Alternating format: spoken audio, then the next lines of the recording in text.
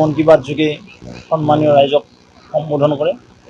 তেখেতৰ তৃতীয় কাৰ্যকালৰ আজি দ্বিতীয়টো মাহৰ শেষৰ ৰবিবাৰত মন কি বাত আমি তুলসীবাৰী বহুমুখী উচ্চতৰ মাধ্যমিক বিদ্যালয়ৰ প্ৰাংগণত উপভোগ কৰিলোঁ। উদ্যোগৰ অঞ্চলৰ ৰাইজ লগতে এই অঞ্চলৰ আমাৰ যিখিনি স্থানীয় পঞ্চায়তৰ প্ৰতিনিধি আছিল, প্ৰাক্তন প্ৰতিনিধি, তেওঁলোকৰ উপস্থিত আমাৰ জিলা সভাপতি লগতে দীনেশ মহন্ত ডাঙৰীয়া, আমাৰ প্ৰাক্তন জিলা পৰিষদৰ সদস্য লিটন কলিতা, লগতে নৰেন তালুকদাৰ, বলেন সিং, এইসকলৰ উপস্থিতিত এই মন কি বাত উপভোগ কৰিলোঁ। য'ত আমাৰ আটাইতকৈ ভাল কথা আজি শুনিবলৈ পালোঁ, যিটো আমি গম পাই আছিলোঁ বা সকলোৱে বিদিত এই কথাটো, যে চৰাইদেউ বিশ্ব ক্ষেত্ৰলৈ যি পৰিৱৰ্তিত হ'ল, তাৰ বাবে আমি মোদী ডাঙৰীয়াক আৰু আমাৰ সন্মানীয় মুখ্যমন্ত্ৰী হিমন্ত বিশ্ব শৰ্মাক ধন্যবাদ জ্ঞাপন কৰিছোঁ। হয়, আমাৰ জ্যেষ্ঠ নেতা, প্ৰাক্তন ৰাজ্যিক সভাপতি আৰু দুবাৰকৈ মংগলদৈ লোকসভা সমষ্টিৰ তেখেত সাংসদ আছিলে। ইয়াৰ উপৰিও ভাৰতীয় জনতা পাৰ্টীৰ ৰাষ্ট্ৰীয় সমিতিৰ অন্যতম সম্পাদকৰ দায়িত্ব তেখেতে নিৰ্বাহ কৰিছিলে। আৰু আমাৰ যি চিটা আয়োগ আছে, চিটা আয়োগৰ তেখেত বৰ্তমানলৈকে ভাইচ চেয়াৰমেন পদত আছিল। তেখেতক ভাৰত চৰকাৰে অৰ্থাৎ আজি যোৱা ৰাতি আমাৰ ৰাষ্ট্ৰপতি ডাঙৰীয়াই ছত্তীশগড়ৰ ৰাজ্যপাল হিচাপে নিযুক্তি দিছে। তাৰ কাৰণে আমি লক্ষ লক্ষ কাৰ্যকৰ্তা উৎসাহিত হৈছোঁ, আনন্দিত হৈছোঁ আৰু ৰমেন ডেকা ডাঙৰীয়াক আমি দলৰ তৰফৰ পৰা আন্তৰিক শুভেচ্ছা আৰু অভিনন্দন জ্ঞাপন কৰিছোঁ। এইটো এতিয়া একো হোৱা নাই। আজি যোৱাকালি আমাৰ CM কনফাৰেন্স চলি আছে দিল্লীত, মুখ্যমন্ত্ৰী ডাঙৰীয়া দিল্লীতে আছে। কিন্তু অতি শীঘ্ৰেই মুখ্যমন্ত্ৰী মহোদয়ে সামান্য এটা ৰদ বদল কৰিব, কাৰণ ইতিমধ্যে পৰিমল শুক্লবৈদ্য ডাঙৰীয়া যিহেতু বৰাক ভেলীৰ মন্ত্ৰী শূন্য হৈছে, বৰাক ভেলীৰ পৰা এজন মন্ত্ৰী ল'ব, অন্যান্য হিচাপে আৰু ব্ৰহ্মপুত্ৰ ভেলীৰ পৰা এজন মন্ত্ৰী এই মন্ত্ৰীসভাত অন্তৰ্ভুক্ত কৰা হ'ব। গোপাল কাকতি আমাৰ ভাল কথা, শুভেচ্ছা দিছোঁ। ভোটাৰো ৰাইজেহে দিব নহয় জানো, জনতা কাৰ লগত আছে ইলেকশ্যনত হ'ব। কিন্তু মই গোপাল কাকতিক শুভেচ্ছা দিছোঁ, যিহেতু আমাৰ দলত তেওঁ আছিলে আৰু আমিয়ে আনিছিলোঁ এসময়ত ছাত্ৰ সন্থাৰ পিছত 2008 চনৰ পিছত। সন্তুষ্টি থাকিব, এইটো তেওঁ ব্যক্তিগত, আমাক কোনো অসন্তুষ্টি কোৱা নাই। তেওঁৰ ৰিজিগনেশ্যন লেটাৰখন মই চালোঁ, তেওঁ ব্যক্তিগত কাৰণত ৰিজাইন কৰা বুলি কৈছিলে আমাৰ আগত। তাৰপিছত মই কালি গম পাইছোঁ কোনোবা অন্য দলত বোলে যোগদান কৰিছিল। ভাৰতীয় জনতা পাৰ্টীৰ পৰা ওলাই গৈ আজিলৈ কোনো ছাকচেছ হ'ব পৰা নাই। RP শৰ্মা ডাঙৰীয়া ওলাই গ'ল, নাইপাত্তা হৈ গ'ল।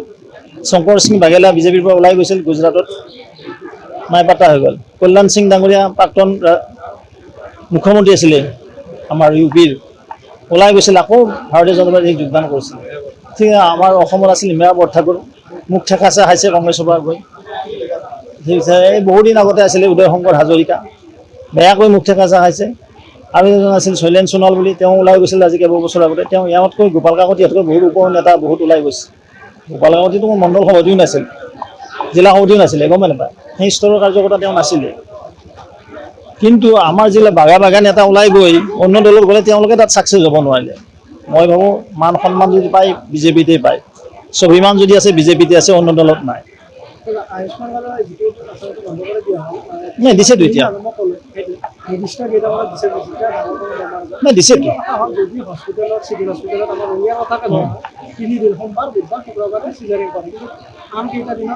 এতিয়া শুনক, মই ৰঙিয়াৰ কথা কৈছোঁ, আপুনি চিভিল হস্পিটেলখন ধুনীয়া হ'ব। এতিয়া নতুন বিল্ডিং, নতুন আন্তঃগাঁথনি হ'ব। ইতিমধ্যে মুখ্যমন্ত্ৰী মহোদয়ে অনুমোদন দিছে, ইমিডিয়েট বিভাগীয় ইঞ্জিনিয়াৰক পঠাইছে। আমি এখন তেখেতক এপিল দিছিলোঁ যে 1986ত ৰঙিয়া ছাব ডিভিশ্যন গঠন হৈছিলে, কামৰূপ জিলাৰ অন্য এটা ছাব ডিভিশ্যন হৈছিলে।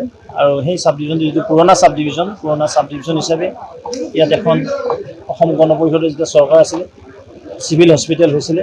আৰু সেই চিভিল হস্পিটেলখন পৰৱৰ্তী সময়ত আজি গোটেইখিনি ব্যৱস্থা হৈছে, যদিও দুটা পইণ্ট কম আছে।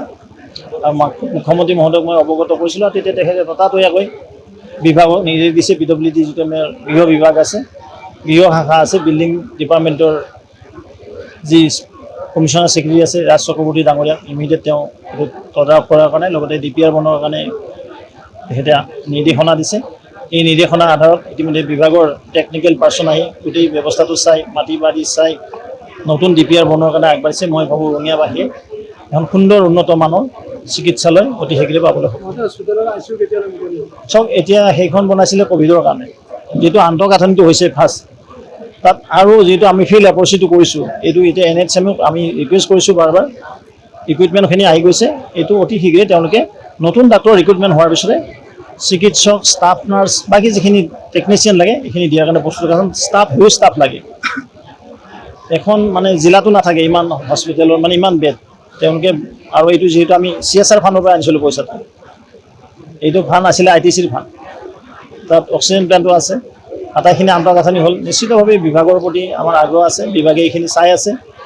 আৰু লক্ষ্মীপ্ৰিয়া বাইদেউ আছে বিভাগৰ মানে প্ৰিন্সিপাল ছেক্ৰেটাৰী, তেওঁকো মই যোগাযোগ কৰিছোঁ। তেখেতে কৈছে ছাৰ ইমিডিয়েট আমি কামখিনি আৰম্ভ কৰিম।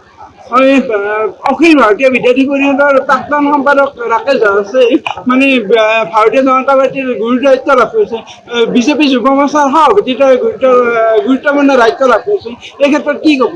ভাল কথা। ABPৰ পৰা এজন কাৰ্যকৰ্তাই বিজেপি ষ্টেটৰ যুৱ মৰ্চাৰ সভাপতি পাইছে, মই শুভেচ্ছা দিছোঁ। তেওঁৰ নেতৃত্বত সমগ্ৰ অসমৰ যুৱক যুৱতীসকললৈ যুৱ মৰ্চা শক্তিশালী ৰূপত লৈ যাব।